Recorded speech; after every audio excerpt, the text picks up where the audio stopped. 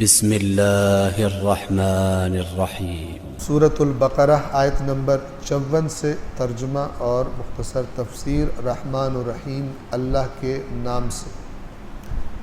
اس سے پچھلی آیت میں کیا فرمایا گیا تھا؟ اے ایمان والو، صبر سے اور نماز سے مدد لو، یعنی خود کو مضبوط کر لو، اور جان لو کہ اللہ یقیناً صابروں کے ساتھ، صبر کرنے والوں کے ساتھ۔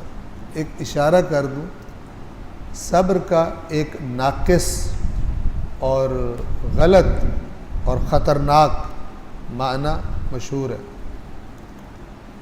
مثلا میں کمزور ہوں، کوئی طاقتور مجھ پہ کوئی ظلم کرتا ہے، میرا کوئی حق چھین لیتا ہے، میں بجائے اپنے حق کے لیے آواز اٹھانے کے کیا کہتا ہوں؟ میں تو صبر کروں گا اللہ۔ یہ صبر کا ایک غلط مفہوم۔ صبر کا اگر اصل معنی آپ لغت میں دیکھیں، وہ ہے کہ کوئی چیز آپ کو اپنی جگہ سے ہٹا نہ سکے۔ اگر میدان جنگ میں ہے تو صبر کیا ہے؟ صبر یہ نہیں ہے کہ میں نہیں لڑتا، میں گھر جا کے صبر کرتا ہوں، بھاگ گیا میدان سے، صبر نہیں ہے۔ صبر یعنی میدان میں ڈٹ جاؤ۔ غم میں صبر کیا ہے؟ رسول اللہ کا بیٹا ان کے ہاتھوں میں فوت ہو رہا ہے، گود میں جان دے رہا ہے، رسول اللہ کی آنکھوں سے آنسو جاری ہے۔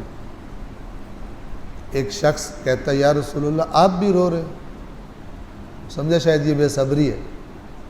اللہ کے نبی نے فرمایا کہ یہ اللہ کی رحمت ہے جو ایسے موقعوں پر آنکھوں سے جاری ہوتی ہے۔ لیکن ہم کوئی ایسا لفظ نہیں بولتے جس سے خالق ناراض ہو۔ جیسے کہتے ہیں میرے ساتھ یہ کیوں ہو گیا، یا اللہ یہ کوئی جوان کے جانے کا وقت تھا، یہ کیا، جیسے اللہ کو نہیں پتہ تھا۔ یہ جہالت اور ایمان کی کمی اور بے صبری یہ ہوتی ہے بے صبری کہ جو انسان کو کنٹرول سے باہر، حد سے باہر نکال دے۔ غم میں بھی ہوتی ہے اور خوشی میں بھی ہوتی ہے۔ کچھ لوگوں کے پاس جب تک مصیبتیں ہوتی ہیں تب تک بڑے کنٹرول میں، نیک، نمازی، سب کچھ ہوتے ہیں، اور اگر خدا کوئی دروازہ کھول دے، دنیا زیادہ آ جائے، کوئی کرسی مل جائے، کوئی اقتدار مل جائے، تو پھر اندر کا اصلی جو جانور ہے وہ باہر آنا شروع ہو جاتا ہے، آؤٹ آف کنٹرول ہو جاتا ہے۔ تو صبر ہر حال میں، مطلب کیا ہے؟ کنٹرول میں رکھنا خود کو۔ صبر کی ایک تفسیر روزہ کی گئی، روزہ صبر ہے۔ کیا؟ بھوک لگی ہے لیکن جو اللہ نے کہا لائن کراس نہیں کرنی، نہیں ہے کھانا، نہیں ہے پینا۔ صبر ہے ڈٹے رہنا، کوئی نہ مصیبت مجھے ہلا سکے، نہ کوئی خوشی مجھے ہلا سکے کہ میں ٹریک راستہ چھوڑ دوں۔ یہ صبر ہے۔ اللہ ان کے ساتھ، اللہ صبر کرنے والوں کے ساتھ۔ ظالم کے سامنے صبر کیا ہے؟ کہ ڈٹ جاؤ، نہ کہ ظالم کو بد دعائیں دو اور کرو کچھ نہیں تاکہ وہ اور ظلم میں جرأت پیدا کر لے۔ یہ غلط تصور ہے، یہ صبر نہیں ہوتا، یہ بزدلی کا نام چینج کر کے صبر رکھ دیا گیا۔ ہمیں روایات میں بتایا گیا کہ ظلم پر چپ کرنا خود ظالم کا ساتھ دینے کے مترادف، اور ہمیں یہ بتایا گیا کہ تم پر نہیں، کسی پر بھی ظلم ہو، تم نے ظالم کے دشمن اور مظلوم کے مددگار بننا۔ کُونَا لِلظَّالِمِ قَسْمًا وَلِلْمَظْلُومِ عَوْنًا۔ علی کا ماننے والا کسی پر بھی ظلم ہو نہیں چپ کر سکتا، اپنے اوپر نہیں، کسی پر بھی ہو، علی کا ماننے والا حرکت میں آتا ہے، بولتا ہے، اگر علی کا ماننے والا ہو۔ آیت نمبر 154 سے ہم آغاز کرتے ہیں۔ وَلَا تَقُولُوا لِمَنْ يُقْتَلُ فِي سَبِيلِ اللَّهِ أَمْوَاتٌ، اور نہ کہو ان کو جو اللہ کے راستے میں قتل ہو جاتے ہیں کہ یہ مردے ہیں، یہ مردہ ہیں۔ بل احیاء، بلکہ وہ زندہ ہیں، ولیکن لا تشعرون، تم شعور نہیں رکھتے ان کی زندگی کا، تم شعور نہیں رکھتے، تم ادراک نہیں رکھتے، وہ نہیں مرے۔ یہ سمجھنے والی بات ہے۔ مثلا یہ الفاظ جو ہے نا، زندگی اور موت، یہ کئی طریقے سے استعمال ہوتے ہیں۔ مثلا فرمایا علماء مٹی کے نیچے بھی زندہ ہیں اور جاہل زمین کے اوپر بھی مردہ ہیں، اوپر چل پھر رہا ہے لیکن مردہ ہے۔ لیکن کوئی ایسا ہے کہ جو زمین کے اندر بھی ہے وہ زندہ ہے. کیوں؟ اس کا اثر ابھی بھی اوپر باقی ہے. اس کی باتوں کا اثر آج بھی اس کی باتیں روشنی کر رہی ہیں. آج بھی گویا وہ بیٹھ کر جو کوئی علمی اثر چھوڑ گیا, کوئی نیکی کی بات چھوڑ گیا, آج بھی اثر لے. تو یہ اللہ تعالیٰ نے فرمایا کہ جو تم سمجھتے ہو کہ مرنے کے بعد تو ختم اور فلان اور ساری چیزیں چھن گئی, وہ ایسی زندگی میں تم شعور بھی نہیں رکھتے اس کا. لہذا کہو ہی نہ ان کو کہ وہ مردہ ہے. وَلَنَبْلُوَنَّكُمْ بِشَيْءٍ مِّنَ الْخَوْفِ وَالْجُوعِ وَنَقْصٍ مِّنَ الْأَمْوَالِ وَالْأَنفُسِ وَالثَّمَرَاتِ وَبَشِّرِ الصَّابِرِينَ.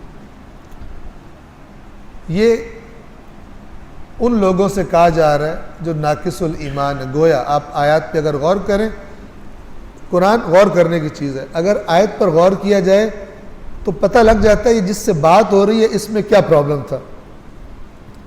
اوپر کہا جا رہا ہے نہ کہو ان کو جو اللہ کے راستے میں قتل ہوئے مر گئے. اس کا مطلب ہے کچھ لوگ کہہ رہے تھے بیچارہ مر گیا, اس نے پتہ نہیں کیا, ابھی تو جوان تھا, فلان تھا, موت آ گئی. اللہ کے راستے میں ناقص الایمان اپنے مثلا شہداء کو یہ کہہ رہے تھے. اللہ نے فرمایا نہ کہو, زندہ ہے, تم شعور نہیں رکھتے. اور پھر تم سمجھ رہے ہو کہ تم جو ہے وہ جو مر گئے ان پہ مصیبت آ گئی, تم بچ گئے. اگر تم مومن ہو تو جان لو تمہاری آزمائش ہو کر رہے گی. مجھ سے اور آپ سے بھی یہ خطاب ہے.